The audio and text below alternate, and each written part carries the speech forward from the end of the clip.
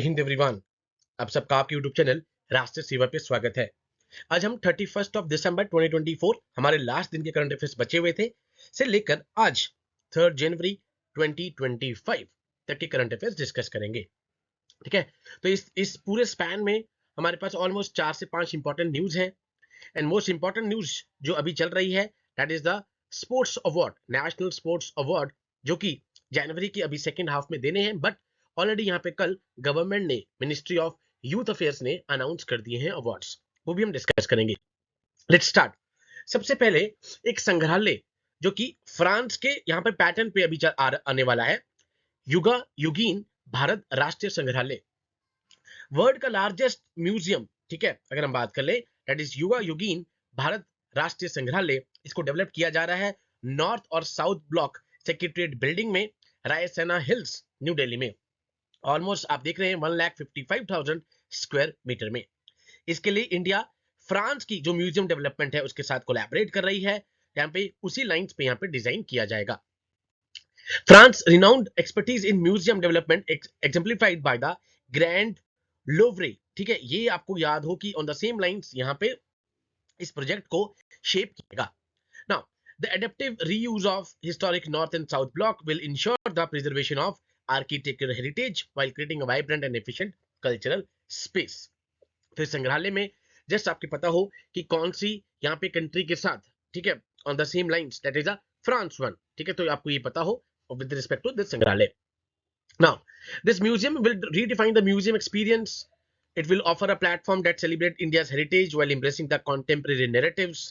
India and France collaboration continue to strengthen their cultural bonds. Quite obvious है, इससे India और France के जो कल्चरल बॉन्ड्स हैं, ठीक है, वो और स्ट्रेंथन होंगे एंड कहीं ना कहीं ये बेंचमार्क सेट करके देगा इंटरनेशनल पार्टनरशिप में, जब कि यहाँ पे हेरिटेज प्रिजर्वेशन की बात आएगी। तो जब हेरिटेज प्रिजर्वेशन की बात आएगी, एक ये यहाँ पर बेंचमार्क अब बन गया है, युगा योगीन भारत राष्ट्रीय संग्रहालय। नेक्स्ट न्यूज, यहाँ पर 15 जनवरी को यहाँ पे एक हिस्टोरिक डे आ रहा है जब Indian Navy is set to commission 3 frontline fleet, जो है हमारी नीलगिरी, सूरत और वगशीर। ये तीनों हम डिस्कस कर चुके हैं, बट अगेन फॉर द यहाँ पे रिवीजन पर्सपेक्टिव से 15 जनवरी 2025 को एक हिस्टोरिक डे होगा जब तीनों Nilgiri the lead ship of project 17A stealth frigate class, अब ये प्रोजेक्ट आपको पता हूं, ये मैं अलग अलग भी डिस्कस करवा चुका हूं।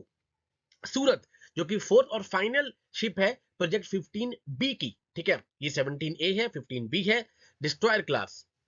वगशीर जो कि फाइनल सबमरीन बची हुई है of the Scorpene class project at the naval dockyard Mumbai. इन तीनों को यहाँ पे कमीशन किया जाएगा।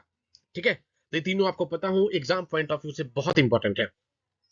ये तीनों के तीनों जो हैं, all three platforms have been designed and constructed entirely at Mazagon Dock Shipbuilders Limited MDL Mumbai.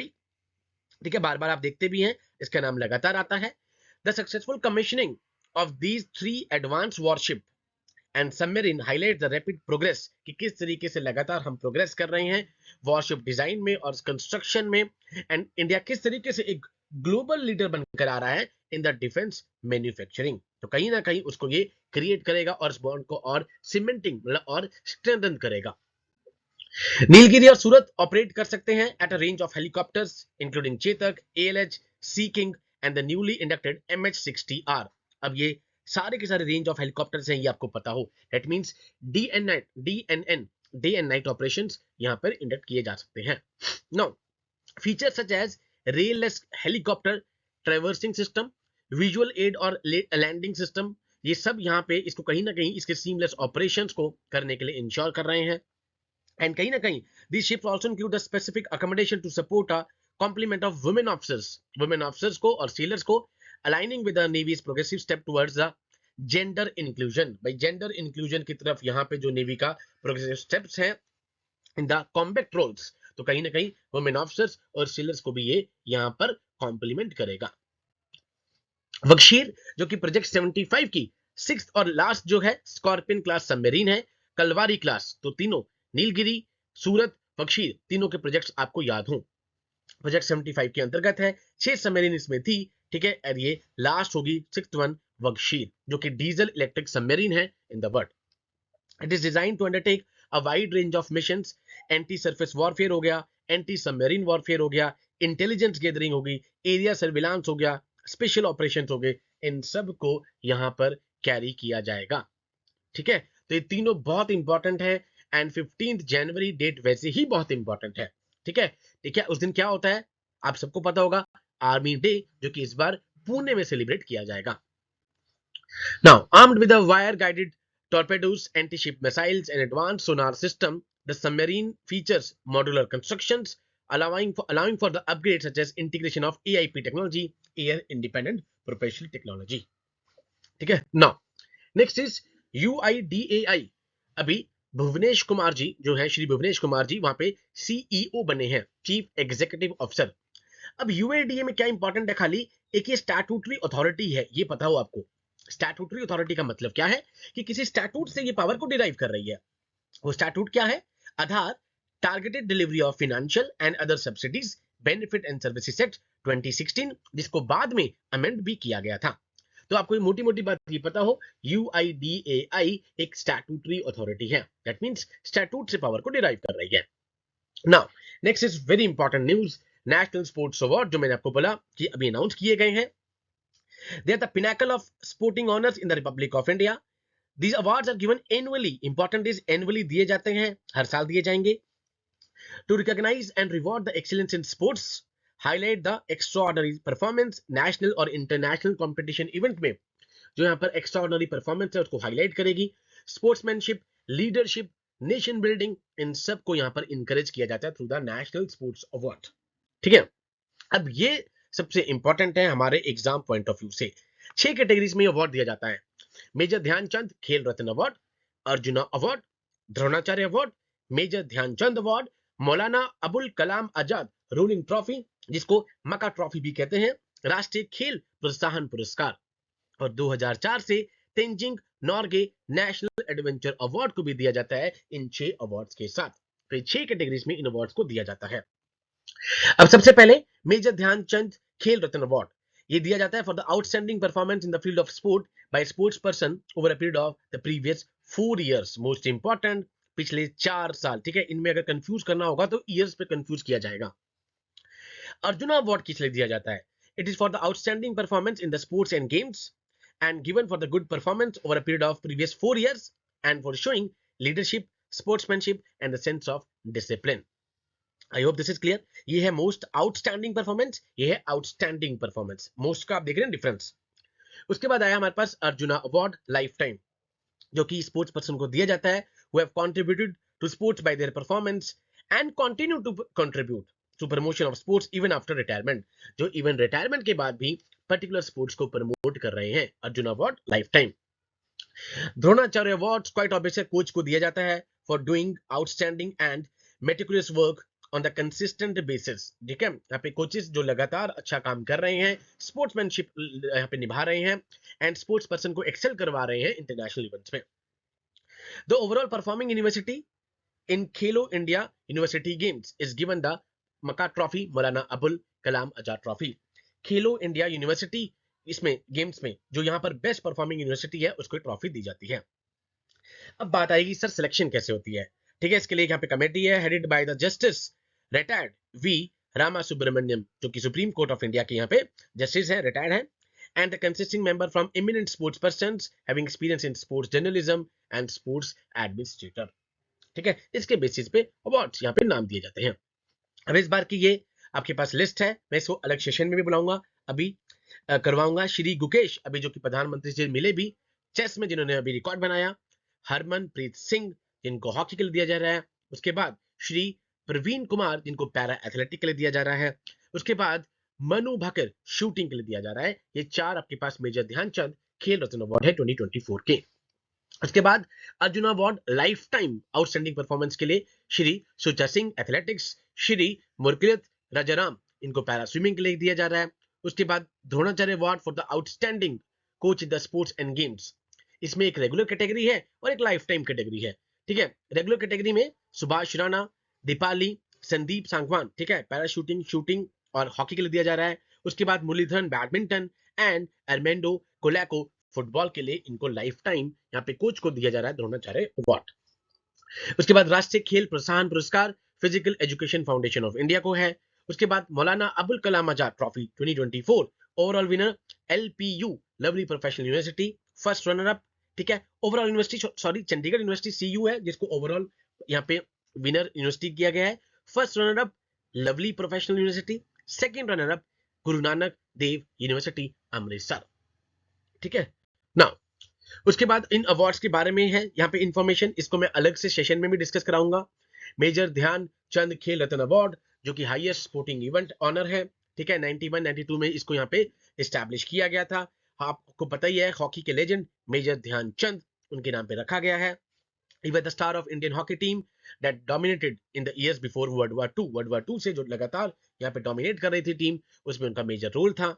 ठीक है, उसके बाद उन्हें 3 कॉन्जिक्यूटिव गोल्ड जो थे उसमें उनका रोल है 28, 32, 36, इसलिए उनको मैजिशियन विजार्ड भी कहा जाता है, हॉकी विजार्ड जादूगर। ठीक है, कहा जाता था कि बॉल ही चिपक जाती है उनकी हॉकी पे स्टिक पे। ठीक है, pistol shooter Abhinav Bindra who won the first ever individual gold, जिन्होंने सबसे पहले 2008 में ओलंपिक्स में गोल्ड जीता था, वो यंगेस्ट हैं इसको खेल रत्न को जीतने वाले। ठीक है, 91-92 इंपॉर्टेंट है, सबसे पहला खेल रत्न अवार्ड किसको दिया गया था, तो चेस के ग्रैंड मास्टर जो वर्ल्ड चेस चैंपियन थे farmer Shri Viswanathan Anand as well as Shri गीत Shetty who dominated the English billiard throughout the 90s, इनको सबसे पहले ये अवार्ड दिया गया। अर्जुन अवार्ड आप सबको पता है अर्जुन के नाम पर है। The main protagonist from the ancient Indian epic Mahabharata 61 में स्टार्ट हुआ था। ठीक है, now it was India's highest sporting honour before the Khel Ratna came into being. जब तक खेल रत्न नहीं आया था सबसे ऊपर अर्जुन अवार्ड ही था। लास्ट 4 साल में जो आपने गुड परफॉर्मेंस दी है दिया जाता है। विनर्स को एक यहाँ पे स्टैट्यूट मिलता है ऑफ अर्जुन, अ सर्टिफिकेट और एक कैश प्राइज मिला जाता है। सबसे पहले India footballer Olympian PK Banerjee, ठीक है, who was among the 20 recipient of the Arjuna awards in the inaugural edition 1961, उसके अंतर्गत थे वो।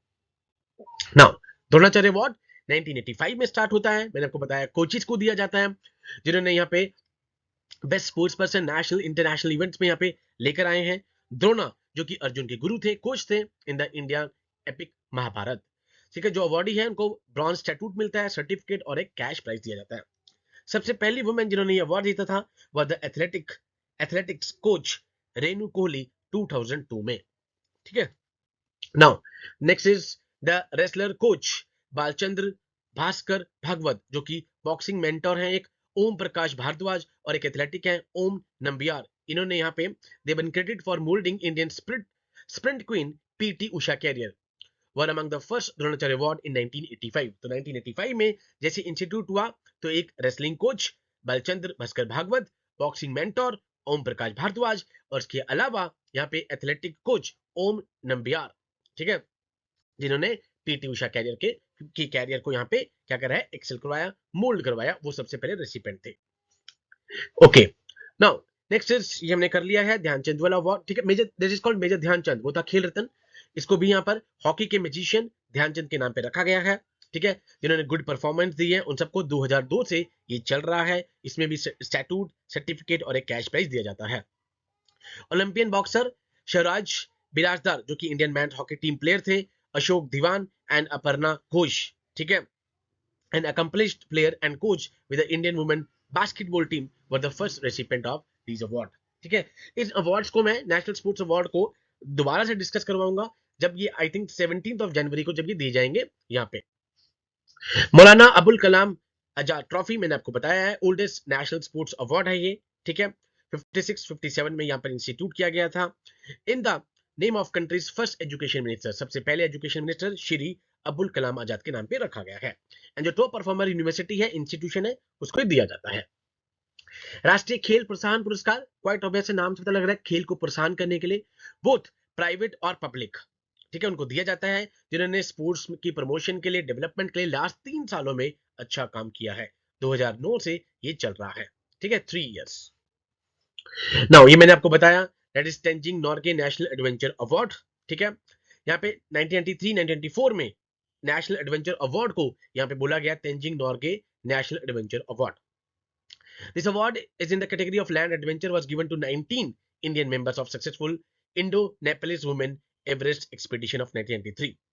It included बछिंद्र पाल जो कि वर्ल्ड की पहली वुमेन थी जिन्होंने माउंट एवरेस्ट को 2 बार यहाँ पे स्केल किया।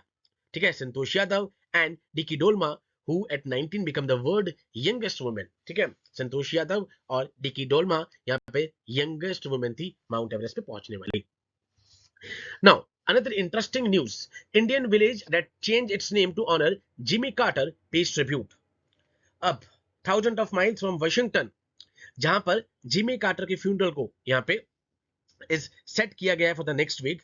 एक भारत में एक गांव है जिसको फॉर्मर यूएस प्रेसिडेंट के नाम पे रखा गया है.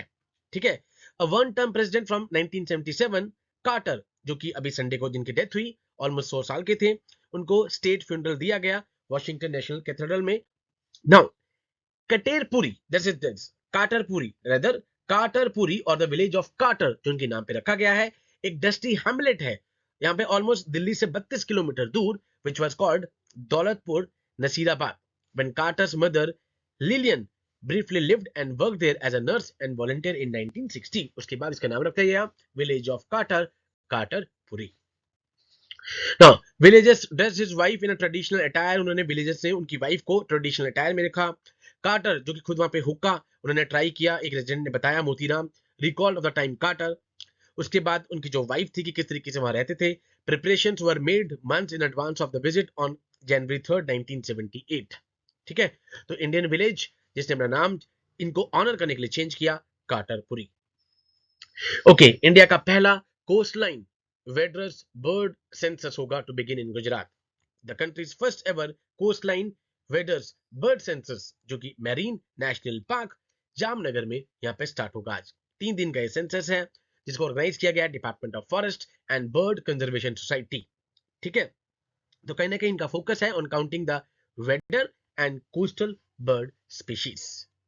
ठीक है, तो ये थे हमारे 31 से लेकर आज 3 जनवरी. एंड ऑलमोस्ट मैंने अभी शॉर्टकट थ्रू डिस्कस किया था. आज 2 से लेकर 4 जनवरी के बीच में ही हमारे पास पेरीहिलियन भी आता है. Peri means around, helios means sun, जब earth is closest to the sun. ठीक है, जब अवे होगा तो एपीहिलियन. एंड आप सबको पता है आज सूरज सबसे पास है, ठीक है, धरती, बट स्टिल अभी ठंड चल रही है हमारे नॉर्दर्न हेमिस्फीयर में, बिकॉज जो सीजन्स आते हैं वो गवर्न होते हैं बाय द एक्सिस टिल्टेशन. कि एक्सिस के टिल्ट के कारण हमारे पास 4 डिफरेंट सीजन्स आते हैं. उसका इस डिस्टेंस, सन के डिस्टेंस से कुछ भी लेना देना नहीं है. इसलिए आप देखते हैं कि 4 जुलाई को जब हमारे पास एपीहेलियन आएगा, जब earth is farthest from the sun, तो उस टाइम पे डेट मीन सोलर रेडिएशन कम होंगी, डेट मीन्स उस टाइम पे ठंड होनी चाहिए, बट उस टाइम पे हम देखते हैं गर्मी होती है. समर सोलिस्टिस के बाद हमारे पास समर से हमें देखने को मिलती है गर्मी. और अभी 21 दिसंबर विंटर सोलिस्टिस के बाद आज सूरज सबसे पास है, तो डेट मीन्स आज यहाँ पर गर्मी होनी चाहिए थी, बट नॉर्दर्न हेमिस्फीयर में विंटर्स है. डेट मीन्स जो सीजन्स हैं उनको गवर्न वो होते हैं बाय द अर्थ टिल्टेशन. एक्सिस जो टिल्ट है उसके कारण यहाँ पे अलग अलग सीजन्स आते हैं. 4 सीजन हमें देखने को मिलते हैं. So with these words I conclude my today session. Jai Hind to all, take care.